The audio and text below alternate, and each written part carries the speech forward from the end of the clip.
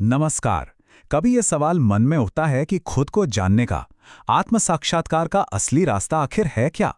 आज हम अद्वैत ज्ञान के गहरे समंदर में उतरेंगे और इसे 3 बहुत ही शक्तिशाली ग्रंथों के जरिए समझने की कोशिश करेंगे। ये वो ग्रंथ हैं जो हमें जिंदगी के सबसे बड़े सवालों के जवाब देने में मदद करते हैं। तो चलिए इस कमाल के सफर पर निकलते हैं। शुरुआत ही एक बहुत गहरे विचार से करते हैं। ये एक लाइन असल में इन तीनों महान ग्रंथों का निचोड़ है। ये हमें याद दिलाता है कि हम अपनी जिंदगी में घटने वाली घटनाओं या अपनी भावनाओं का जोड़ नहीं है। हम तो वो चेतना है, वो अवेयरनेस हैं जिसमें ये सब कुछ हो रहा है। हम बस एक शांत साक्षी हैं। हम बात कर रहे हैं 3 महान ग्रंथों की, भगवद गीता, अष्टावक्र गीता और योग वासिष्ठ। अब जरा सोचिए, जैसे 3 बड़ी बड़ी नदियां हों जो अलग अलग रास्तों से बहती हैं, लेकिन आखिर में जाकर एक ही विशाल शांत महासागर में मिल जाती हैं। वो महासागर है अद्वैत का ज्ञान, मतलब ये एहसास कि सब कुछ एक है। और जानते हैं सबसे दिलचस्प बात क्या है? ये सारा ज्ञान सिर्फ किताबी बातें नहीं है। ये सीधे सीधे जिंदगी के सबसे गहरे संघर्षों से पैदा हुआ था। अक्सर होता भी तो यही है ना, कि सबसे बड़ी क्लैरिटी सबसे बड़ी मुश्किल के बाद ही मिलती है। चलिए देखते हैं कि वो मुश्किलें आखिर थी क्या। हर महान शिक्षा की शुरुआत एक गहरे संकट से होती है, और इन ग्रंथों के साथ भी यही सच है। हर ग्रंथ की शुरुआत एक ऐसे मोड़ से होती है जहां कोई इंसान जिंदगी के सवालों से इतना घिर जाता है कि उसे तुरंत एक गाइड की जरूरत पड़ती है। और यही चीज इन शिक्षाओं को आज भी इतना पावरफुल और रेलेवेंट बनाती है। तो हमारे सामने 3 साधक हैं, 3 बिल्कुल अलग अलग यात्राएं। पहले हैं अर्जुन, एक महान योद्धा जो युद्ध के मैदान में अपने ही लोगों के खिलाफ लड़ने की दुविधा में पूरी तरह टूट चुके हैं। फिर हैं राजा जनक, एक समझदार राजा जिनके पास सब कुछ है, लेकिन फिर भी वो परम सत्य की तलाश में है। और आखिर में युवा राजकुमार राम, जो दुनिया की नश्वरता को देखकर गहरी निराशा में डूब गए हैं।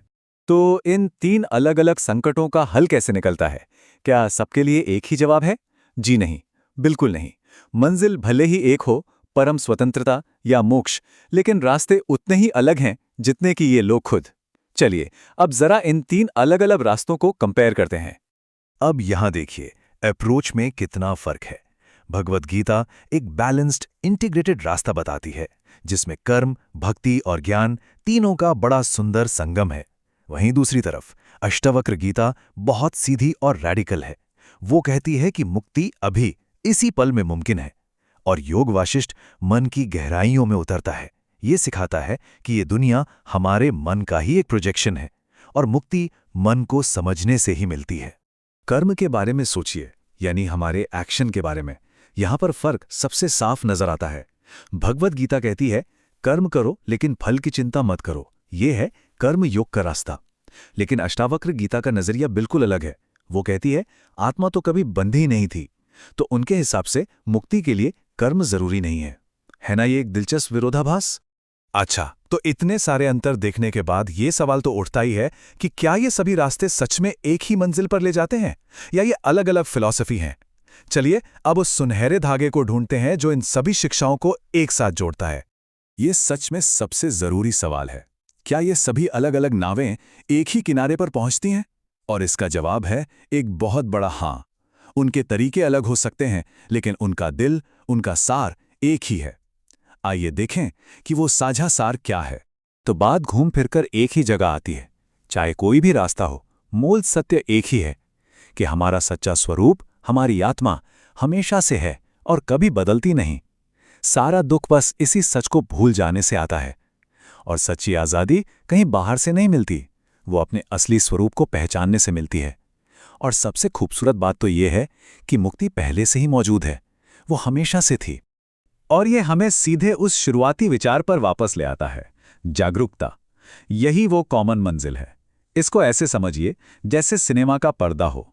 पर्दे पर फिल्में आती जाती रहती हैं, कभी खुशी, कभी दुख, कभी गुस्सा, लेकिन पर्दा हमेशा वही रहता है, उस पर कोई असर नहीं पड़ता। हमारा सच्चा स्वरूप वही पर्दा है।